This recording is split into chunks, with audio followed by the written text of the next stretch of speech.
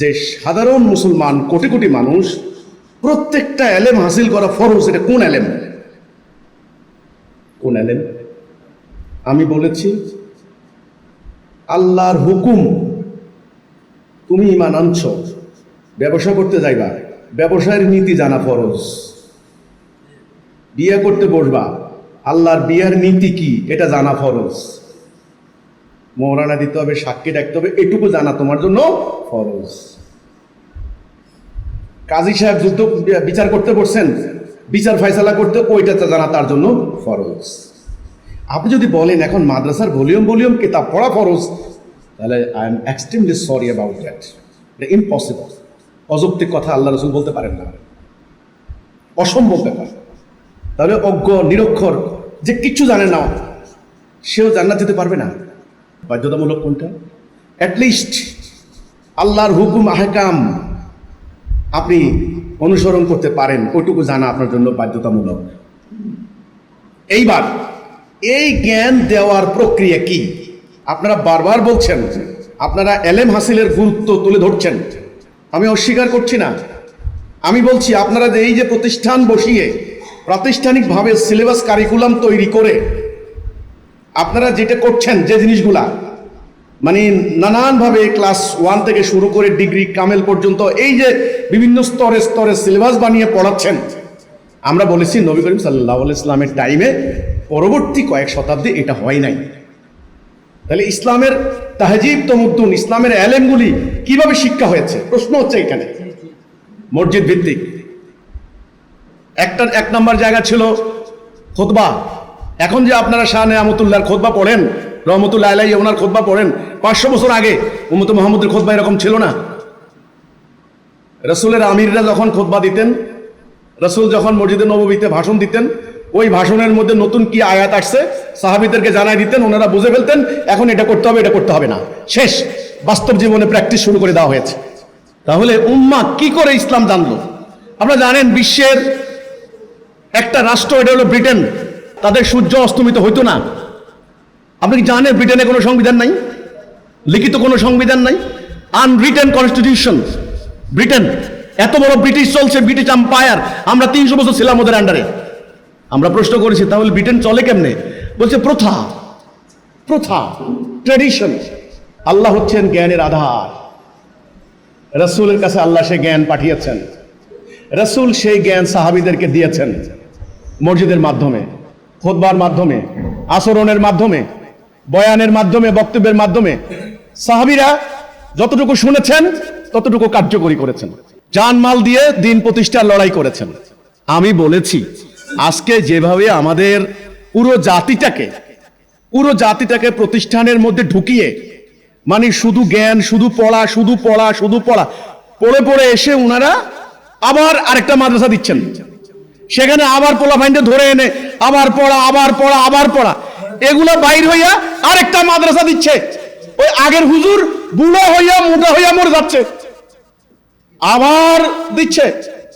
শতাব্দীর পর শতাব্দী খালি আলেম শিক্ষিত বের হচ্ছে। জিহাদ কই? সোহাইব, আপনি যে বললেন আমাদের মাদ্রাসায় জেহাদের কিতাব পড়ানো হয়, আপনি হ্যাঁ, আমি ঠিক আছে, আমি জানি পড়ানো হয়, কিন্তু শতাব্দীর পর শতাব্দী কই? আপনারা তো সেই এলেম এলেম এলেম এলেম, যারা উস্তাদরা আছেন আরো উপরে তাদেরকে সিনিয়রদেরকে আপনারা বলেন হচ্ছে আকাবিরে আলেম, সিনিয়র আলেম, বড় বড় আলেম, ওনারা এইভাবে করে গেছেন। আপনারা একজন একটা কথা বলতে পারেন, আওয়ামী মাদ্রাসার হযরত কাসেম দানুতুবি, রশিদ আহমেদ গাঙ্গুহি, শিবির আহমেদ নোমানি, এদের নাম। ওকে, 1857 সালে যখন পুরো ভারতবর্ষ সিপাহী যুদ্ধটা হয়ে গেল, যুদ্ধে মুসলমানরা হারছে না জিতছে? হারছে, হারিয়ে গেছে। হারিয়ে যাওয়ার পর 9 বছর পর এনারা কি করলেন? এই আলেমগুলা ওনারা কি করলেন? সাহারানপুর গেলেন। সাহারানপুর গিয়ে একটা নিরিবিলি একটা এলাকায় ঢুকে গেলেন, যে একটা মাদ্রাসা দিলেন, মক্তব দিলেন, যে ওদেরকে আরবি ফার্সি মোটামুটি বালাগাত মানতে যায়, এগুলো পরে আসছে ভাই, অন্তত কিছু জ্ঞান তো রাখতে হবে, ব্রিটিশরা তো সব শেষ করে দিয়েছে।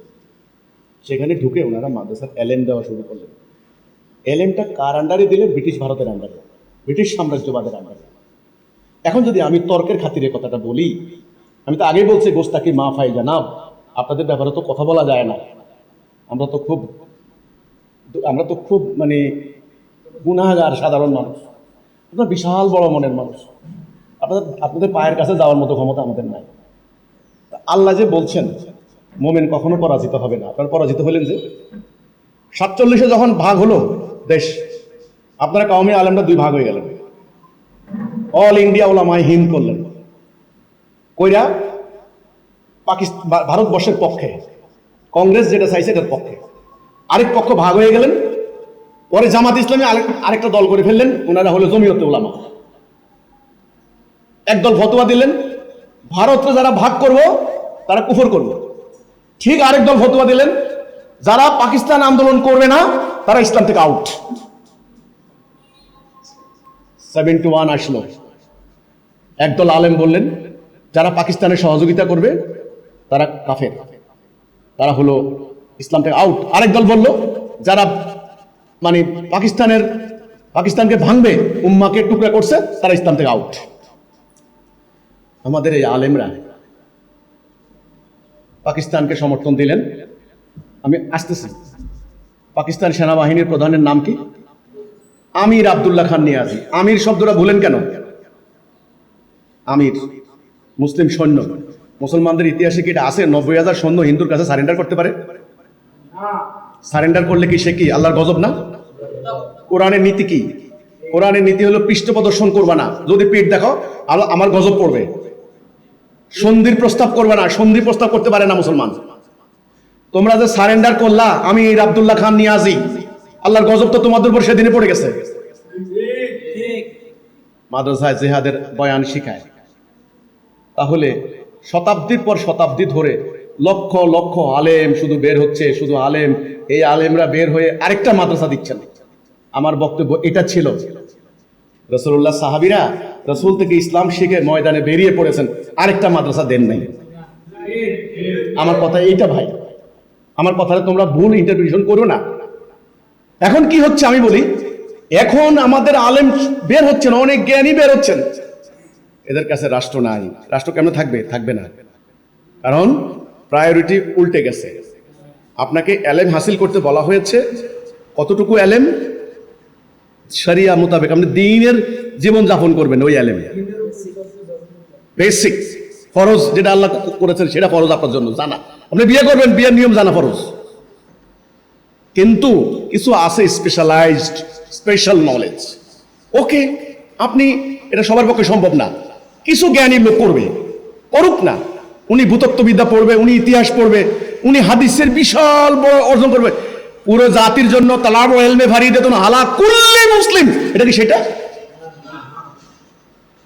আকেল তো আল্লাহ দিয়েছেন, আকেল বলেন তো দেখি, সকল মুসলিমের জন্য তাফসির, ইলমে তাফসির ফরজ। তাও এইটা আমার কথা। আমরা আপনাদেরকে এলেম হাসিলের গুরুত্ব কম দেই নাই। আমার কথা হলো, আপনি যে কোরআনের আয়াতগুলি বললেন ঠিক আছে, এটা আমি জানি, কিন্তু জিহাদের, তাওহীদের, কিতালের এটা সমমূল্য, সমমানের, সমগুরুত্ব যেটা আল্লাহ দিয়েছেন, এটা একটা বলেন তো। আপনারা এলেম হাসিল করেন, আমার কোনো আপত্তি নাই। আমি বলি না যে মাদ্রাসা তালা লাগান, না। আমার কথা হলো আগে ঈমান আনেন, একজন ইমাম ঠিক করেন, নেতা ঠিক করেন, জিহাদ করেন, শিরিক কুফরের তাগুতের বিরুদ্ধে যুদ্ধ করেন, লড়াই করেন, দিন কায়েম করেন। ভালো তো, ভালো তো। একজন মুফতি ম্যাজিস্ট্রেট হবেন, ভালো তো। একজন আপনার হলো মুফাসসিরে কারাম, মুফাসসির, উনি একজন মানে এসপি হবেন, একজন ডিসি হবেন, ভালো তো। ইসলামের টোটাল জনগোষ্ঠীকে আজকে আপনারা এই মানে হিউজ এক তাফসীরের পাহাড়ের ভিতরে না নিয়ে তাদেরকে বেসিক ন্যূনতম এই তাওহীদের ইলম দেন, ঈমানের ইলম দেন, যেটা আল্লাহ রাসূল দিয়েছেন ওই অশিক্ষিত সাহাবীদেরকে। এবং সেই ইলমের প্রক্রিয়া হচ্ছে মসজিদ আর অন্যান্য প্রক্রিয়া। আমি এটাই বলেছি, পরবর্তীতে আমাদের উম্মার পরবর্তীরা আমরা এই আনুষ্ঠানিক প্রাতিষ্ঠানিক এই জাতিগত সংগ্রাম বাদ দিয়ে আমরা বিভিন্ন প্রতিষ্ঠানের মধ্যে এলেম হাসিলের কাজে ব্যস্ত লেগে গেছে। এই হচ্ছে ব্যাপারটা। কিন্তু এলেমের গুরুত্ব আছে, বাট ঈমান আনার পরে কি, ঈমান আনার পরে তাও কতখানি এলেম ইমান বাস্তবায়নের জন্য যা দরকার